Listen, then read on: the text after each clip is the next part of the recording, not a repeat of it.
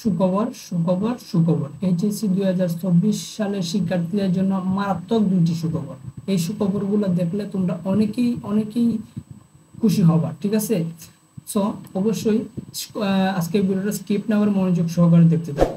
এবং শিক্ষা মন্ত্রণালয়ের ওয়েবসাইটে আমরা রয়েছি এবং সর্বশেষ দুইটা তোমাদের নোটিশ প্রকাশ করা হয়েছে। এই নোটিশটা আমরা যদি দেখি তাহলে বুঝতে পারবো।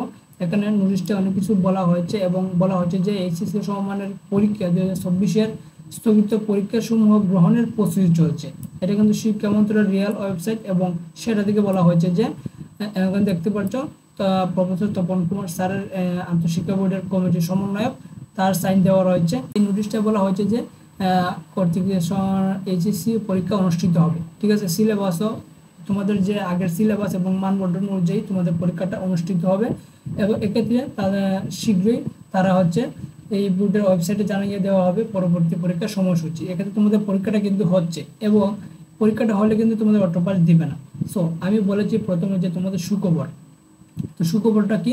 সুখবরটা হচ্ছে তোমাদের পরীক্ষা যদি হয় তাহলে তোমাদের প্রশ্নপত্র চেঞ্জ করা হবে এবং প্রশ্নপত্রগুলা সহজ করে দিবে। কেন দিবে? কারণ তোমরা শিক্ষা বোর্ডের বিভিন্ন সমন্বয়করা বা কর্মকর্তারা বুঝতেই পারছে যে আন্দোলনের কারণে শিক্ষার্থীরা ঠিকমতো পড়ালেখা করতে পারেনি।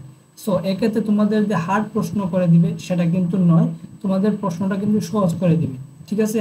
এবং 2 নম্বর যে সুখবরটা সেটা হচ্ছে তোমাদের পরীক্ষা হওয়ার পর যে পেপারগুলো দেখবে স্যাররা, তারাও কিন্তু তোমাদের পরীক্ষার পেপারগুলো একটু সহজভাবে দেখবে এবং 1-2 নম্বর প্রায় শিক্ষার্থীদেরকে বাড়িয়ে দিবে। কারণ তারা কিন্তু বুঝতে পারছে যে আন্দোলনের কারণে শিক্ষার্থীরা শুধু এইচএসসি শিক্ষার্থীরা কোনো শিক্ষার্থী ভালোভাবে পড়াশোনা করতে পারেনি, কারণ সবাই আন্দোলনে অংশগ্রহণ করেছে। সো এক্ষেত্রে পড়ালেখাটা একদমই হয়নি। সো এক্ষেত্রে তারা বিবেচনা করে তোমাদের প্রশ্নপত্র সহজ করবে এবং তোমাদের যারা পেপার দেখবে স্যাররা, তারাও পেপারগুলো একটু ভালোভাবে সহজ করে দেখবে। সো এটাই ছিল তোমাদের সুখবর। তোমরা সবাই ভালো থাকবা, সুস্থ থাকবা। দেখা হবে পরবর্তী কোনো ভিডিওতে। Take care.